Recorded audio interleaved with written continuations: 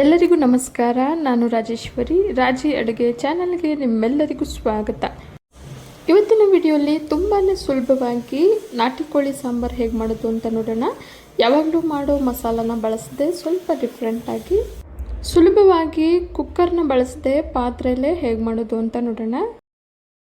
ಈ ಸಾಂಬಾರನ್ನು ಮಾಡೋದಕ್ಕೆ ಮೊದಲು ನಾನಿಲ್ಲಿ ಮಿಕ್ಸಿ ಜಾರ್ಗೆ 2 ಇಂಚಷ್ಟು ಶುಂಠಿ, 2 ಕೈ ಹಿಡಿಯಷ್ಟು ಬೆಳ್ಳುಳ್ಳಿ, 1 ಟೇಬಲ್ ಸ್ಪೂನಷ್ಟು ಮೆಣಸು, 1 ಟೀ ಸ್ಪೂನಷ್ಟು ಸೋಂಪನ್ನು ಸೇರಿಸಿ ನೀರನ್ನು ಸೇರಿಸದಲ್ಲೇ ತರತರಿಯಾಗಿ ರುಬ್ಕೊಳ್ತಾ ಇದ್ದೀನಿ.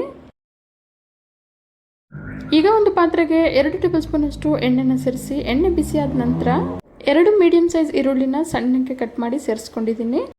ಈರುಳ್ಳಿ ಸೇರಿಸಿ ಮೀಡಿಯಂ ಫ್ಲೇಮಲ್ಲೇ 2 ನಿಮಿಷ ಫ್ರೈ ಮಾಡ್ಕೊಳ್ಳೋಣ. ನಂತರ ಸ್ವಲ್ಪ ಕರಿಬೇವನ್ನು ಸೇರಿಸಿ ಮೊದಲೇ ರುಬ್ಬಿರೋ ಶುಂಠಿ, ಬೆಳ್ಳುಳ್ಳಿ, ಸೋಂಪು ಹಾಗೆ ಮೆಣಸಿನ ಪೇಸ್ಟನ್ನು ಸೇರಿಸಿ ಮೀಡಿಯಂ ಫ್ಲೇಮಲ್ಲೇ 2 ನಿಮಿಷ ಫ್ರೈ ಮಾಡ್ಕೊಳ್ಳೋಣ. ಶುಂಠಿ ಬೆಳ್ಳುಳ್ಳಿ ಎಲ್ಲ ಚೆನ್ನಾಗಿ ಫ್ರೈ ಆಗಿದೆ. ಈಗ ಇದಕ್ಕೆ 1 kgಯಷ್ಟು ನಾಟಿ ಕೋಳಿನ ಸೇರಿಸ್ಕೊಳ್ತಾ ಇದ್ದೀನಿ. ಅರ್ಧ ಟೀ ಸ್ಪೂನ್ ಅರಿಶಿನ ಪುಡಿ, 1 ಟೇಬಲ್ ಸ್ಪೂನ್ ಖಾರದ ಪುಡಿ, 4 ಟೇಬಲ್ ಸ್ಪೂನ್ ಧನಿಯಾ ಪುಡಿಯನ್ನು ಸೇರಿಸ್ಕೊಳ್ತಾ ಇದ್ದೀನಿ. ಈಗಾಗಲೇ 1 ಟೇಬಲ್ ಸ್ಪೂನಷ್ಟು ಮೆಣಸನ್ನು ಸೇರಿಸ್ಕೊಂಡಿರೋದ್ರಿಂದ 1 ಟೇಬಲ್ ಸ್ಪೂನಷ್ಟು ಖಾರದ ಪುಡಿಯನ್ನು ಸೇರಿಸ್ಕೊಂಡಿದ್ದೀನಿ.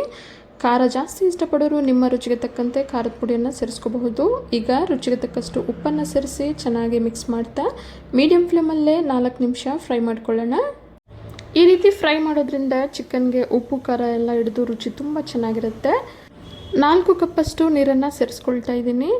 ಈಗ ನಿಧಾನವಾಗಿ ಚೆನ್ನಾಗೊಮ್ಮೆ ಮಿಕ್ಸ್ ಮಾಡಿ ಪ್ಲೇಟನ್ನು ಮುಚ್ಚಿ ಹೈ ಫ್ಲೇಮಲ್ಲಿ 10 ನಿಮಿಷ ಬೇಯಿಸ್ಕೊಳ್ಳೋಣ. ನಂತರ ಮೀಡಿಯಂ ಫ್ಲೇಮಲ್ಲಿ 10 ನಿಮಿಷ ಬೇಯಿಸ್ಕೊಳ್ಳೋಣ.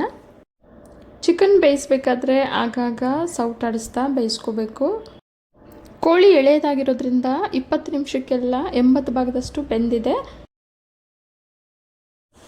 ಈಗ ಇದಕ್ಕೆ 4 ಟೇಬಲ್ ಸ್ಪೂನಷ್ಟು ಹಸಿ ಕೊಬ್ಬರಿನ ನೈಸಾಗಿ ರುಬ್ಬಿ ಸೇರಿಸ್ಕೊಳ್ತಾ ಇದ್ದೀನಿ.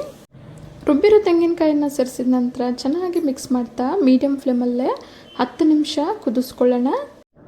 ಕೋಳಿ ಎಳೆಯದಾಗಿರೋದ್ರಿಂದ ನಾನಿವತ್ತು ಹಾಗೆ ಪಾತ್ರೆಯಲ್ಲೇ ಮಾಡ್ತಾ ಇದ್ದೀನಿ. ಒಂದು ವೇಳೆ ಬಲ್ತಿರೋ ಕೋಳಿಲಿ ಸಾಂಬಾರು ಮಾಡೋದಾದರೆ ಮಸಾಲ ಪುಡಿಗಳನ್ನ ಸೇರಿಸಿ ಫ್ರೈ ಮಾಡಿದ ಕೂಡಲೇ ರುಬ್ಬಿರೋ ತೆಂಗಿನಕಾಯನ್ನು ಸೇರಿಸಿ ಸಾಂಬಾರಿಗೆ ಎಷ್ಟು ಬೇಕೋ ಅಷ್ಟು ನೀರನ್ನು ಸೇರಿಸಿ ಕುಕ್ಕರ್ ಲಿಡ್ನ ಮುಚ್ಚಿ 3ರಿಂದ 4 ವಿಸಿಲ್ ಕೂಗಿಸ್ಕೋಬೇಕು. ತೆಂಗಿನಕಾಯಿ ಪೇಸ್ಟನ್ನು ಸೇರಿಸಿ 10 ನಿಮಿಷ ಬೇಯಿಸ್ಕೊಂಡಾಗಿದೆ. ಈಗ ಸಣ್ಣಕ್ಕೆ ಹೆಚ್ಚಿರೋ 1 ಕೈ ಹಿಡಿಯಷ್ಟು ಕೊತ್ತಂಬರಿಯನ್ನು ಸೇರಿಸಿ ಚೆನ್ನಾಗಿ ಮಿಕ್ಸ್ ಮಾಡಿಕೊಂಡ್ರೆ ತುಂಬಾ ರುಚಿಯಾದ ನಾಟಿ ಕೋಳಿ ಸಾಂಬಾರು ಸರ್ವ್ ಮಾಡೋದಕ್ಕೆ ರೆಡಿ ಆಗುತ್ತೆ. ಸಾಂಬಾರು ತಣ್ಣಗಾದಷ್ಟು ಕನ್ಸಿಸ್ಟೆನ್ಸಿ ಇನ್ನೂ ಗಟ್ಟಿ ಬರುತ್ತೆ.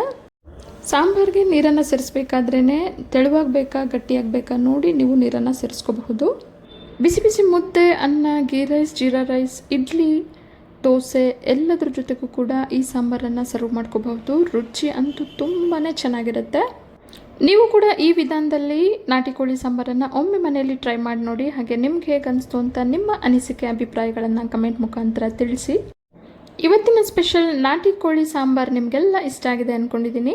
ಇಷ್ಟ ಆಗಿದ್ದರೆ ಈಗಲೇ ಒಂದು ಲೈಕ್ ಮಾಡಿ, ಹಾಗೆ ನಿಮ್ಮ ಫ್ಯಾಮಿಲಿ ಆ್ಯಂಡ್ ಫ್ರೆಂಡ್ಸ್ ಜೊತೆ ಶೇರ್ ಮಾಡಿ.